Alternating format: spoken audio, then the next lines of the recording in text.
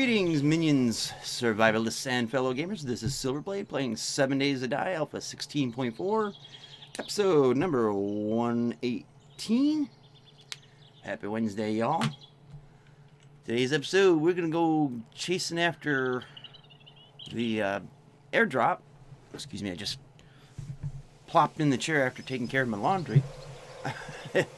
Things I do between episodes, right? So let's just get to it.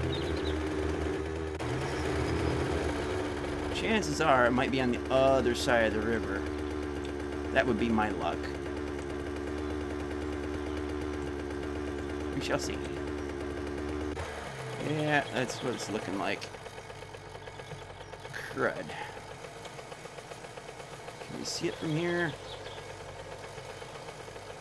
No, not yet. Now, there is a bridgeway around here somewhere.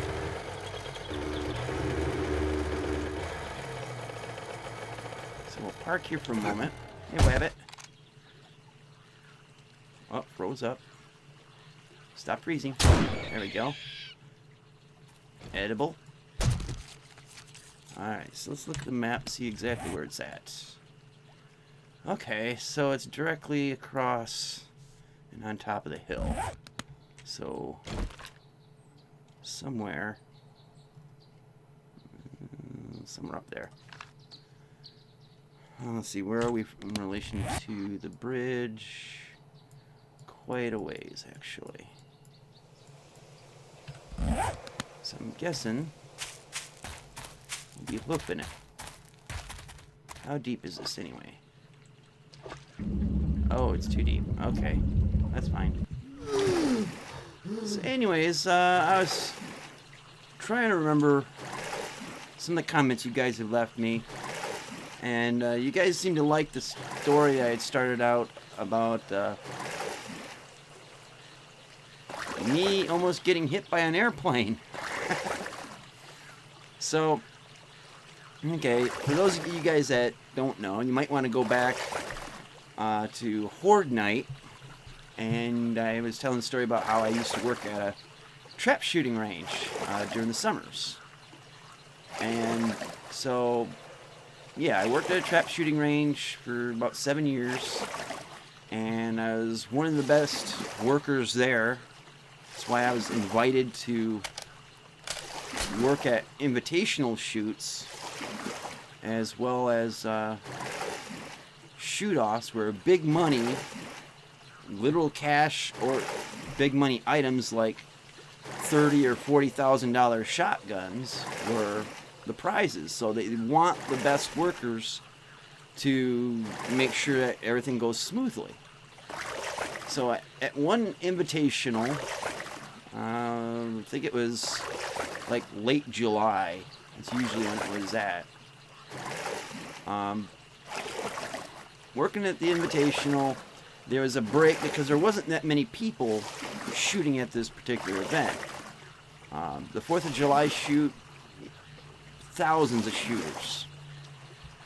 And at this particular one, there was probably just maybe about 100 people.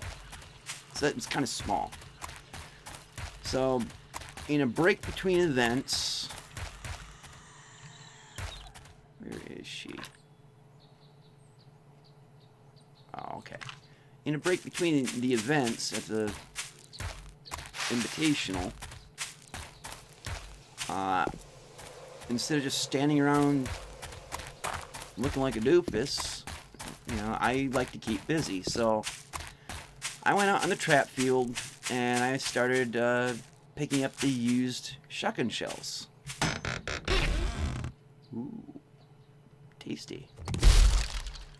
So I'm out there on the ground, you know, right where the shooters stand.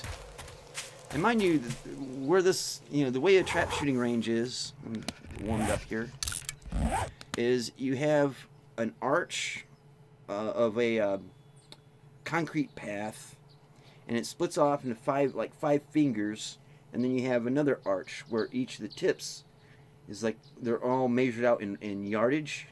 You know, each finger, you know, length of the fingers, a certain amount of yards, and they're all even, so it's not like my hand. So basically, there'd be a shooter here, here, here, here, here for the shortest yardage, and then back here, here, here, here, here, here for the farthest range. And so in this whole field area here, there's a high chair. Someone sits in with a button, so when they yell pull, they push the button. Targets go flying out of the trap house, out, I think it's 20 yards out from where the shooters stand. And there's a big high chair for them to sit on so they can keep score. So I'm in this area out here picking up shotgun shells off the ground, and there's a lot of shotgun shells on the ground. So I'm picking up, just cleaning up the field, getting ready for the next event. And I hear this buzzing sound. I live near an airport, so I'm familiar with the sounds of aircraft. And this is down in Mason, just south of Mason, Michigan. So there's an airport there, just a small plane airport called Jewett Field. And I'm used to hearing the airplanes flying around there all the time because Jewett Field is just a couple miles away. I'm also used to hearing the airplanes flying overhead because, like I said, I live near a major airport. And I'm familiar with the sounds of Cessnas and airplanes like that all the time. They fly over my house. So I didn't really give it much mind until I hear people in the crowd along the main sidewalk going, whoa! And I stopped, I looked up, and down the field, and mind you, this whole area is like 3/4 of a mile long. There's an airplane coming right directly at me because I'm in the middle of where the shooters stand. So I get up, I throw the box aside, I grab the high chair because it's like metal brackets, thick steel metal brackets with thick planks for a seat and backboard, and then like a board where you can rest the score sheets on. Grab that thing, and it's on wheels, so I hauled that back to the sidewalk just in time for the tip of the airplane wing zip like that, probably about 5 feet in front of my face. If I didn't notice it, didn't hear the crowd, didn't pay attention at all, probably could have got chopped up in the prop. Most likely I probably would have got beamed in the head by the tip of the wing. Very north by northwest type of thing. But yeah, airplane zipped right down through there. And it wasn't really zipped down through there. I should correct myself. It was more like the airplane come down and bounce, bounce, bounce all the way down, because each of these areas where the shooters stand has, the ground undulates. So it's like this all the way down for half a mile or better. And this airplane, he came down and the tail end slammed against the ground. Boom, like that. All the way down the field. It is hilariously scary at the same time. So, the airplane comes to a stop. The president of the Trap Club and the groundskeeper. Ah, crap, she ducked. Oh, shit. Hi.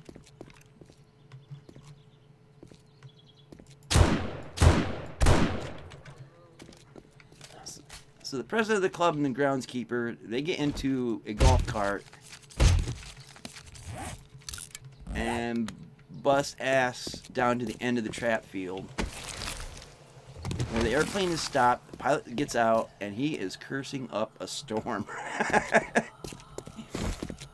So, when the president and groundskeeper guy get up there, pilot, comes up to him, almost wants to swing. You could see he was pissed. He's like, "What the hell kind of airfield is this? It is so damn lumpy. I could have crashed. I banged the tail section onto the ground. What the is going on here?" And the president just puts his hand on his shoulder and says, "Hey, if you were here a half hour earlier, your plane would have been filled with buckshot." Or not buckshot, but like birdshot, trap shot, that kind of thing. your plane would have been shot up, and no one would apologize for that. And the guy's like, "What? What do you mean?" And he's like, "Hey, this is not an airport. This is a trap shooting field. We shoot clay targets here. This is not an airport." Come to find out, the guy had got his pilot's license like a couple days before. He had taken his girlfriend up to impress her. At 1,000 feet up in the air, it looks like a runway because it's all wide open. You know, you got trees on one side and it's wide open, and then there's like just a farm field on the other, outer edge of that. So it's wide open, and you got concrete, path type things out there. 1,000 feet, it looks like a runway. So, I mean, I can kind of understand how the guy... Yeah, there we go. Inexperienced as he was, getting the place confused for a runway. So, that was interesting. So, the next problem was, how do you get a single-engine Cessna off the ground in an area that is not a runway? So, you have the 5 fingers where the shooters stand, and like I said, the ground undulates there, so that's a no-go. Out here you have a concrete bunker, and I think there's 44 of them spaced out over 3/4 of a mile, and obviously you can't go over those. But on the other side, where the targets come flying out, there's a dirt track that goes the whole length, so a farm tractor with a wagon can go through. They can take the boxes, which are about like this, like that, and load up the trap houses with the targets, and at the end of the day, grab the used cardboard boxes and haul it away. And so it was figured that, okay, that's probably the best spot. Now, mind you, this track, it goes this whole way for the trap shoot field there. It's not perfectly level. There is some little waves through it. There's some mud ruts, standing water and stuff like that. And so this pilot, who just got his pilot's license like a couple days before, who thought he was Mr. Big Shot, now has to learn really quickly how to take off like a bush pilot. So he manages to turn the plane out onto this track, and mind you, the tips of the wings of the airplane hangs out quite a bit, so he had to go out a little further than this track because he would have slapped the tips of the wings into those concrete bunkers of the trap houses, and so he's not in a very optimal spot, so he had to go all the way down, turn it around, and fly into the wind so he can get the best lift to get off the ground and shortest amount of distance to take off. So he goes buzzing down through, and he goes to take off, and he stops. He goes again and stops. So I guess he was gauging the wind, which is hard to do because there's no air socks out there to give you wind direction or how severe how strong the wind is blowing, because with a wind sock, they're separated in sections, like red, white, or orange, white, and for each section, whatever part is hanging out from the wind blowing through it tells you how many knots the wind is. So if it's at the first section, it's like 3 knots, second section 6 knots, 9, etc. There's no indicator for that, so he doesn't know what his takeoff airspeed will need to be for a headwind, or even if there's a crosswind. Unfortunately for him, almost unfortunately for him, there was a crosswind. So he guns it. He's going full blast, taking on, trying to take off, and I can't remember how far away or how far out he got, but he started to pull up, and as the plane went up, the wing dipped like that, and I swear to God, there was maybe a foot and a half distance between the wingtip and the ground.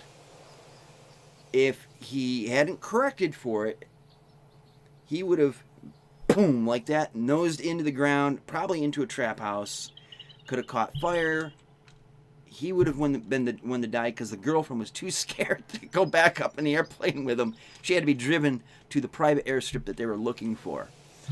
So he did pull out of, he dipped down and he pulled up out of it, took off, and that was that. So that's the airplane story at the trap shoot. Hope you enjoyed it. It was definitely an unboring experience.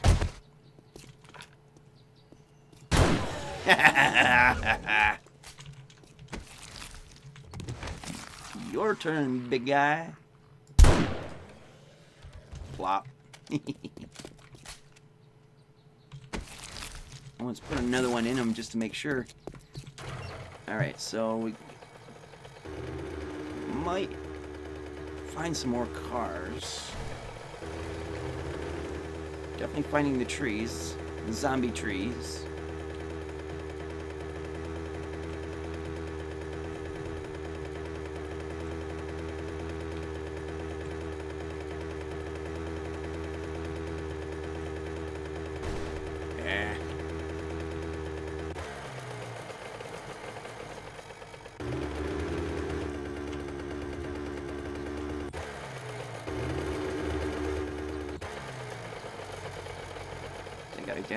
Damn near stripped every single car in this town. Now, looks like. Let's get the corn from here.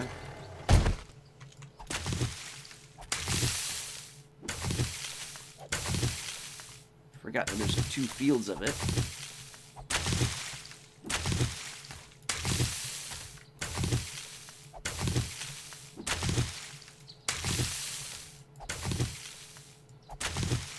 Living next to an airport, I've seen all kinds of really cool aircraft. There was one year, there was a B-29 Stratofortress. Probably the last one still airworthy. Came by here. F-16s, F-15s. My favorite is the A-10. Seen those buzzing by here from the Michigan Air National Guard. In fact, one of my classmates married a Air Force pilot, and he flies the A-10. Either flies it or services it. I can't remember which, but the A-10, they do training up at Camp Grayling, which is up in the northernmost part of Michigan. See, the thing is when you're from Michigan, you always have a map available. See right here? Lansing is right here. Grayling is like way up here. You got Grand Rapids, Detroit, Flint, Saginaw. But like way up here is Camp Grayling, and every year they go up there, and sometimes you'll see long convoys of transports and Humvees, fuel trucks, repair trucks, that kind of stuff, and always fun to watch. But what's really cool is when the Air Guard comes flying into Capital City Airport. And they do touch-offs. They just come in, touch down, and take off again. And so that's how I see A-10s, F-16s, F-15s. They don't fly directly over my house. I think only the small aircraft, like single-engine aircraft, or mostly like prop-driven aircraft. Those will fly almost directly over my house. But yeah, south of my house, I'll see them rumbling off. And when those A-10s fly overhead, man, they go so slow, they look like they could just drop out of the sky. And they're so loud. They shake the windows on your house. Even if you have double or triple pane windows, you know, it'll shake it. It'll shake it. One thing I would love to hear, though, is the warthog farts. Also known as brrrr. I've seen so many videos of it, but never have to hear it for myself. That would make my day. Some good old warthog farts.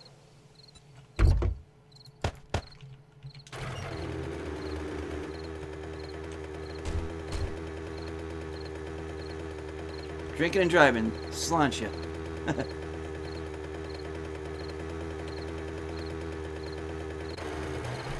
Good stuff.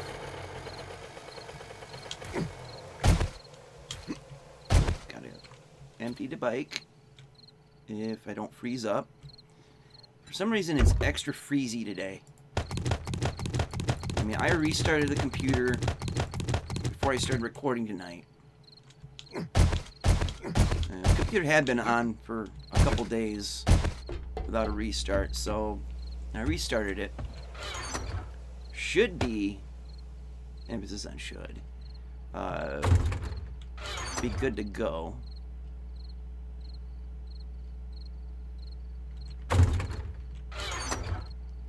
But apparently it's still kind of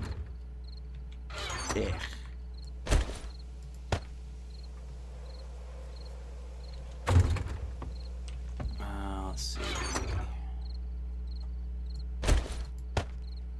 That.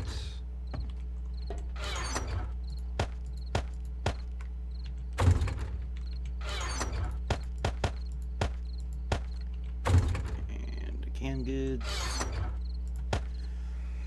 I think what we'll do, instead of going off to town, you get this stoked up again. But we will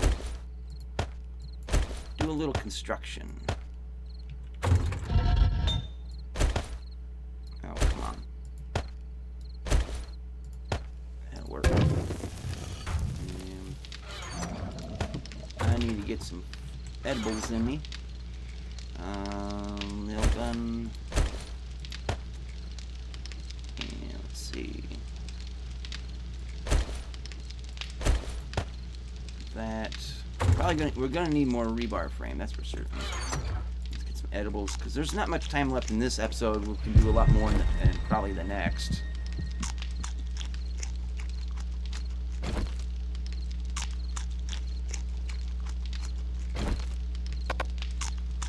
Can't think of what else you guys talked about in comments.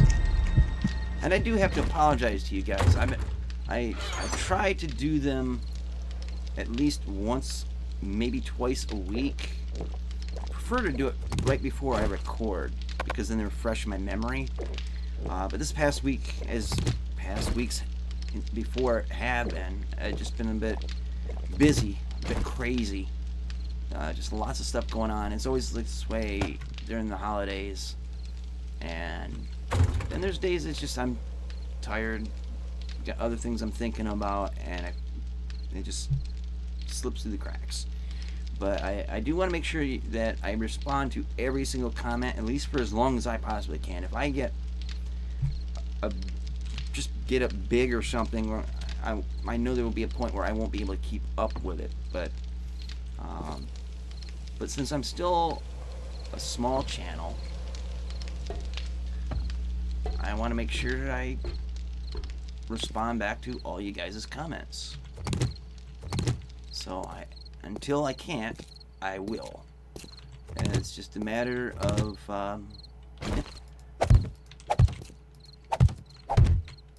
not being lazy, I guess.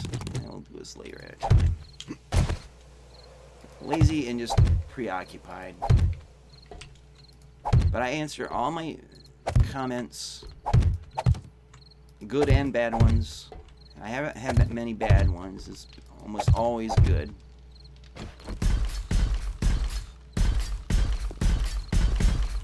But if I don't get to them immediately, I do get to them eventually. So you're all, you know, guys get your proper acknowledgments for things you say. And the main thing about my comment section is, if it doesn't apply to me, there could be someone else that it could potentially apply for. I can't tell you how often it is, as a techie, where I'll look up something to solve some sort of problem, or, you know, what have you, and what ends up happening is I find the answer not in the direct response to a question, like in a forum or something, but I find it is sort of like a secondary answer. You know, someone says, well, you could try this and this. Well, it might not solve that person's immediate problem, but it solved mine. So that's one way of looking at it, I guess. Let's see, 1, 2, 3.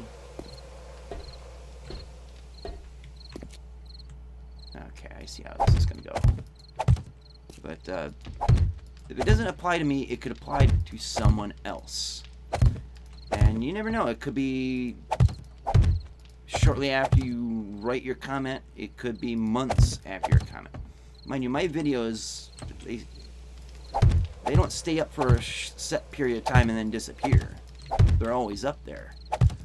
I mean, that's why I still have my Alpha 11 and Alpha 10 stuff up. Because you never know, whatever you guys might write to me that might solve a problem, or I write back to you, could solve someone else's problem in the game. So think of comments as sort of like a information reserve, where you know, it could potentially serve someone else well. Let's see, we're in line there, and let's see, that's the opening, that's the happy place. I'm thinking, let's see how it opens up that way, towards that side.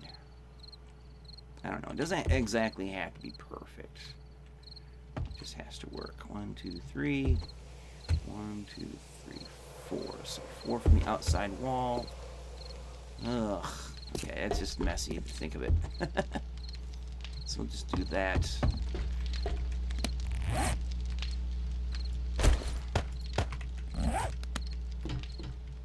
It'll work for now.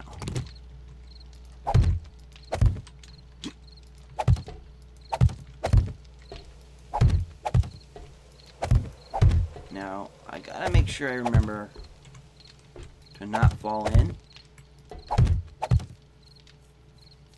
That would suck. If I do, I better have some wood on me, make a ladder to get out.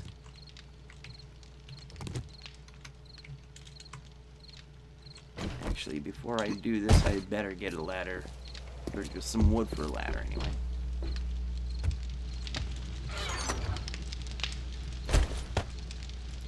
Just in case.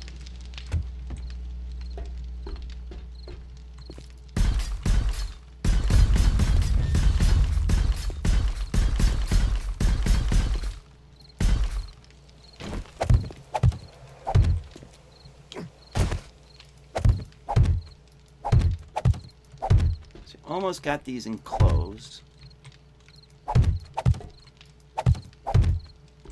Oh. Get back here, you.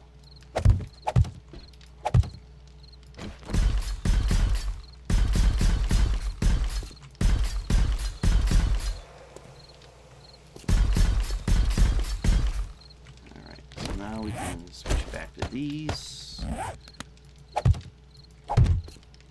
And honestly, I'm thinking I might move the maintenance hatch towards the center, or towards the wall there.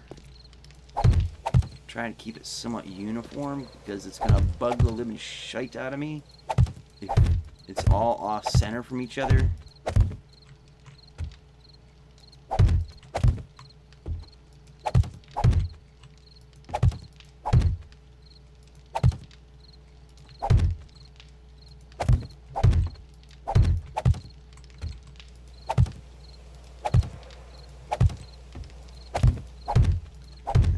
Damn box elder bugs is now crawling on my screen. I can't see where that one was placed. I think it's like that, or maybe not.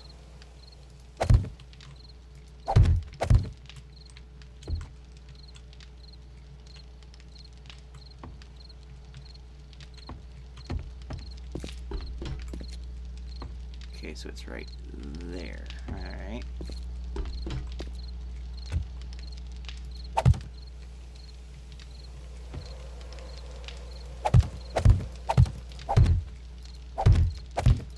I might just move it something like over here or something. I don't know. I'll figure that out when I can get around to it. By the way, Pamela Goodman sent me a bunch of these. Pam and Leo, I should say, sent me a bunch of these cans of air. Get off my screen, bugger. There he goes.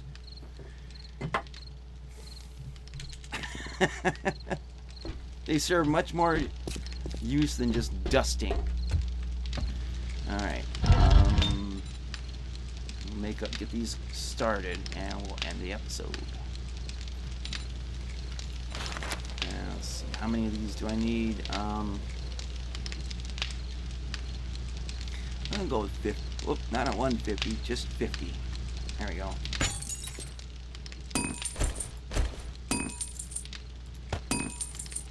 Alright, so while that's cookulating away, let's see, we got that side. Anyway, this is the only side left. And I need to get these. When I get the entrance set up, I might actually just do the ladder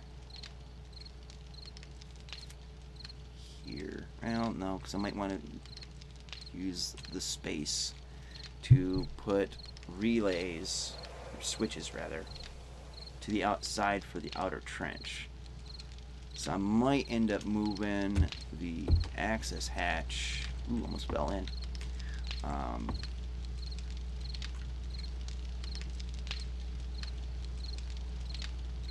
Somewhere like this, or like there.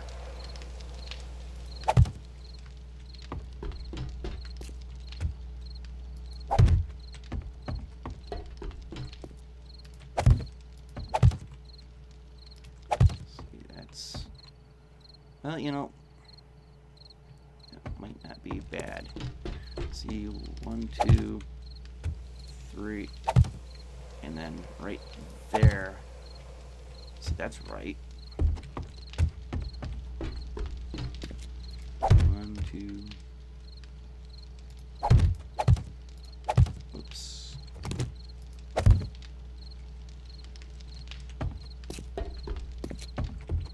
And then this one here would be the block for that. See what I mean? So that goes straight down. Good work. And I'm gonna do that over there. Anyways, that's it for this episode. The sun is going down. I'm gonna try to finish up that one corner off camera. You've already seen me do it for this set for 2 sides. And then I gotta figure out something what to do for tomorrow's episode. So I hope you guys enjoyed it. I hope you guys have a happy holidays, Christmas, New Year's Eve. Well, by the time you see this, Christmas is over already, and New Year's is on the way. But I hope you enjoyed both holidays. And until next time, see you later. Twitch.